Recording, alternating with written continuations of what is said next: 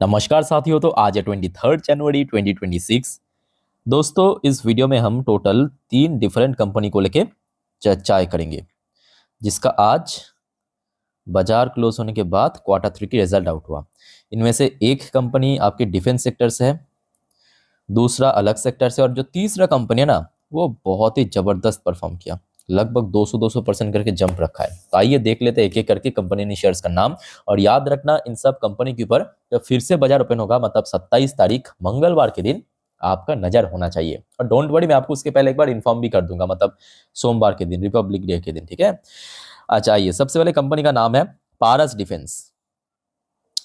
पारस defence की share वैसे तो आज नेगेटिव में क्लोजिंग दिया है, 621 रुपये 65 पैसे पे, लगभग 4.09% गिरावट के साथ। अब देखिए, आज मैक्सिमम डिफेंस कंपनी वीक ही था। चाहे आप डेटा पैटर्न्स को देखिए, 5% गिरा है। बेल जैसे बड़े कंपनी 1% गिर गया। आइडिया फॉर्ज की लास्ट डे रिजल्ट आउट हुआ था, आज 6% क्रैश कर गया। एचएल भी लगभग 1% के आसपास down. GRSC, Cochin shipyard, Mazagon dock mostly आज 2-2.5% 3% एवरेजली गिरा है। ऐसे में पारस डिफेंस की रिजल्ट क्या मंगलवार शेयर को रिवाइव कर सकता है? आइए देख लेते हैं। देखिए, दिसंबर 2024 मतलब पिछले साल क्वार्टर 3 में कंपनी की इनकम था 86 करोड़ रुपीस, 86 करोड़। देखिए, बड़े कंपनी नहीं है, तो 86 करोड़ से इस बार बढ़ के 106 करोड़ रुपए पहुंच चुका, जो कि मैं कहूंगा परफेक्ट है। 86 करोड़ से बढ़ के 106 करोड़ रुपए पहुंच चुका है, यानी लगभग लगभग वही 18-19% के आसपास कंपनी ग्रोथ रख दिया। ठीक है। अच्छा, क्वार्टर ऑन क्वार्टर बेसिस पे एग्जैक्टली सेम है। 106 करोड़ की इनकम जनरेट किया था पिछले क्वार्टर 2 में, इस बार भी 106 करोड़ की इनकम जनरेट किया। अच्छा, बाकी एक जगह पे मैं कहूंगा थोड़ा सा लैग किया है कंपनी, वह ऑपरेशनल प्रॉफिट मार्जिन 25% हो गया।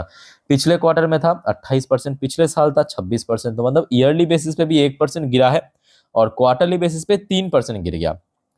अच्छा, इसके अलावा कंपनी की जो नेट प्रॉफिट है, वो ईयरली बेस पे बहुत बढ़िया रहा। 14 करोड़ से बढ़ के 17 करोड़ हो गया, और क्वार्टरली बेसिस पे 19 करोड़ से गिर के 17 करोड़ हो गया, because of operational profit margin drop हो जाना। अदरवाइज इनकम तो सेम है। इवन टैक्स भी अगर आप देखेंगे, इस बार सेम ही पे किया, 27-27%। पिछले साल 28% दिया था।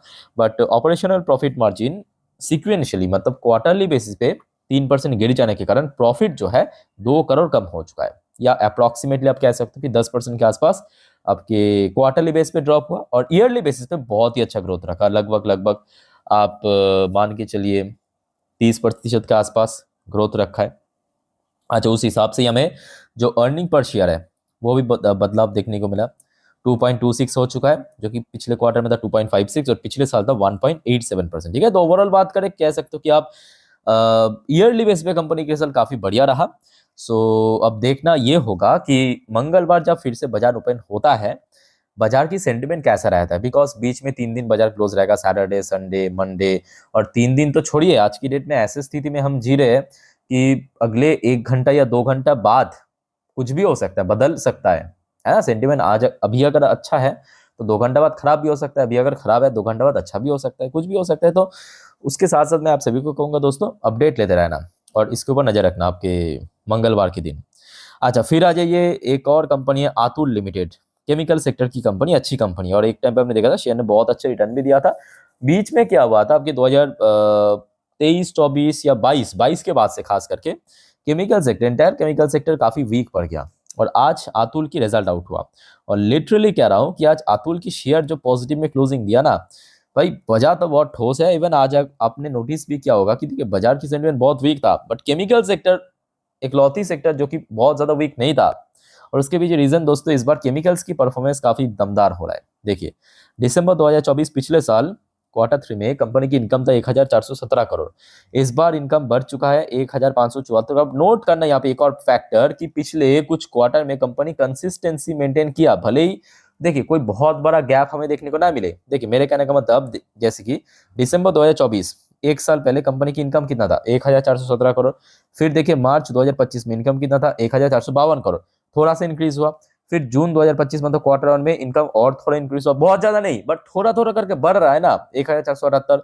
फिर सितंबर क्वार्टर मतलब पिछले क्वार्टर में कंपनी की इनकम कितना था, 1552 करोड़। इस बार 1574। तो मतलब जो कंसिस्टेंसी कंपनी रख रहा था, वो इस बार भी अनबिटेन रहा, बरकरार रहा। अच्छा, अब देखिए ऑपरेशनल प्रॉफिट मार्जिन कैसा है। अच्छा, ऑपरेशनल प्रॉफिट मार्जिन पिछले साल था 16%, इस बार 16%, तो इसको चेंज नहीं किया, मेंटेन रखा है। बट क्वार्टरली बेसिस पे थोड़ा गिर गया 1% के आसपास। आइए अब देख लेते हैं कि नीचे क्या हाल है। अच्छा, नीचे मतलब नेट प्रॉफिट की बात करें टैक्स भरने के बाद 117 करोड़ से बढ़ के 164 करोड़ रुपए पहुंच चुका, यानी एक हेल्थी ग्रोथ कंपनी रखा है। कंपनी इनकम के साथ साथ कंपनी की जो नेट प्रॉफिट है वहां पे भी एक हेल्थी ग्रोथ रखा है, जो कि sequentially same to same drop हमें देखने को मिला। क्यों ड्रॉप हुआ? क्योंकि ऑपरेशनल प्रॉफिट मार्जिन थोड़ा कम हो गया, 182 करोड़ से गिर के 164 करोड़ रुपए हो चुका है। और जो शेयर की ईपीएस है, अर्निंग पर शेयर, वो भी देखिए सेम चेंज हुआ है, चाहे क्वार्टरली बेसिस पे हो चाहे ईयरली बेसिस पे हो। ठीक है, तो आशा रखता हूँ अगर सब कुछ सही चला तो कहीं ना कहीं शेयर रिएक्ट करेगा। और ये भी फैक्ट है कि एक टाइम में इतने बढ़िया रिटर्न देने वाली कंपनी अगर आप देखेंगे, ये देखिए, जिनको नहीं मालूम, ये जब लिस्ट हुआ था, बहुत पुराने कंपनी है, लिस्टेड कंपनी बहुत पुराने, और खास करके 2021 तक, हाँ 21 तक शेयर 10,000 को क्रॉस कर गया था। याद रखना, 10,000 में चलने वाली शेयर बीच में गिरते गिरते कितना नीचे तक पहुंच गए, ये देखिए 10,000 में पहुंच गया था, यहाँ से गिरते गिरते नीचे 5,000, 5,500 पे पहुंच गया था। फिर से रिकवरी 7,000 तक पहुंचा, फिर अभी देखिए 5,800 700 के रेंज में चल रहा है। तो देखिए रिजल्ट ठीक ठाक हुआ है। शेयर वैसे आज पॉजिटिव में भी क्लोजिंग दिया, तो आशा रखता हूँ कि अगर मंगलवार के दिन सब कुछ सही चला तो शेयर फिर से एक मोमेंटम ले सकता है। ठीक है, अच्छा दोस्तों, आगे बढ़ने से पहले आप सभी को रिक्वेस्ट करूंगा, वैसे तो आज बहुत सारे और भी कंपनी के रिजल्ट आउट होने वाला है और भी बहुत सारी जानकारी देना है, तो प्लीज फटाफट अभी चैनल को सब्सक्राइब कर लीजिए अगर आपने अभी तक नहीं किया, और या तो आप इस चैनल पे नहीं हो। और याद रखना दोस्तों, बहुत सारे जियोपॉलिटिकल अपडेट भी देना है। ठीक है, तो आज रात की 10:30 की वीडियो और रात की जो 12 बजे की वीडियो आएगी इस चैनल पे, मिस मत कीजिएगा। इवन इसके बाद भी एक दो वीडियो और भी मैं पोस्ट करूंगा। ठीक है, सब इंपॉर्टेंट है मार्केट के लिए, तो प्लीज चैनल को सब्सक्राइब कर रखना, एकदम फ्री ऑफ कॉस्ट है। अच्छा, JSW energy limited, JSW energy अभी अभी रिजल्ट आउट किया। वैसे शेयर आज 2% गिरा है, ये देखिए 6:46 की इंफॉर्मेशन, मतलब कंपनी की तरफ से एक्सचेंज को इन्फॉर्म किया। मैं आपको सीधा पीडीएफ में ही दिखाता हूँ, अभी अभी की अपडेट है ना। यह है कंपनी की कंसोलिडेट फाइनेंशियल रिजल्ट, ध्यान से नोट करना। अच्छा, यहाँ पे सबसे पहले तो आप ये देख लीजिए, यहाँ पे जितने भी नंबर्स है सब इन करोड़ के फिगर में ही है, तो हमें चेंज करने की जरूरत नहीं है। अच्छा, कंपनी की तरफ से यहाँ पे 3 क्वार्टर की नंबर भेजा है। सबसे पहले लेफ्ट साइड में आपके करंट क्वार्टर, ये लास्ट क्वार्टर, और ये आपके पिछले साल 2024 की Q3। आ जाइए, कंपनी की टोटल इनकम में कंपनी फोड़ दिया, सीरियसली कह रहा हूँ। कंपनी की इस बार टोटल इनकम हुआ है 4,254 करोड़ रुपए, जो कि पिछले साल था 2,640 करोड़ रुपए। यहाँ पे दोस्तों हम ईयर ऑन ईयर बेसिस पे ज्यादा से ज्यादा कंपेयर करेंगे। ठीक है, देखिए हर एक सेक्टर में, हर एक कंपनी में, हर एक जो क्वार्टर है वो सेम नहीं होता। जैसे कि आपने नोटिस किया होगा, डिफेंस सेक्टर, रेलवे सेक्टर या इंफ्रास्ट्रक्चर बेस्ड जो सेक्टर्स है, उसके लिए Q4 हमेशा बेस्ट होता है। ठीक है, ऐसे और भी बहुत सारे सेक्टर्स है जिसके लिए पर्टिकुलर कोई सेक्टर मतलब जो क्वार्टर बेस्ट होता है। ठीक, जिस वजह से आप देख सकते हो जेएसडब्ल्यू एनर्जी की हमेशा Q2 बेस्ट होता है। ठीक है, सो Q2 में गिरावट हुआ है, ये पहले से एक्सपेक्टेड था। ठीक है, 5,361 करोड़ से गिर के 4,254 करोड़ हुआ। बट ईयरली बेस पे अगर हम बात करें, बहुत ही तगड़ा ग्रोथ कंपनी रखा, बहुत ही तगड़ा। आ जाइए उसके बाद, ठीक है, कंपनी की इनकम इंक्रीज हुआ है, उसके साथ साथ ऑब्वियसली कंपनी के खर्चा भी बढ़ेगा, बढ़ा भी है 4,365 करोड़ इनकम बनने के साथ साथ, है ना। अच्छा, उसके साथ साथ कंपनी अपने मार्जिन को भी ध्यान में रखा है, और जिस वजह से प्रॉफिट फॉर द पीरियड या नेट प्रॉफिट जिसको आप कहते हो, नेट प्रॉफिट पता है पिछले साल कितना था? 157 करोड़ रुपए। इस बार कितना हो पता है? 528 करोड़ रुपए पहुंच चुका है। यानी अगर हम परसेंटेज वाइज कैलकुलेट करें, more than 200%, more than exactly. देखिए मैं कैलकुलेट नहीं किया, बट इतना तो तय है, क्योंकि यहाँ पे 157, इसको डबल करे तो 314 के आसपास, फिर डबल करे तो लगभग वही 400 समथिंग, तो लगभग ये आराम से 200% क्रॉस कर चुका है। ठीक है, बहुत ही तगड़ा परफॉर्म किया। और क्वार्टरली बेसिस पे देखिए एक्सपेक्टेड था, वैसा ही हुआ है, 824 करोड़ से गिर के 528 करोड़।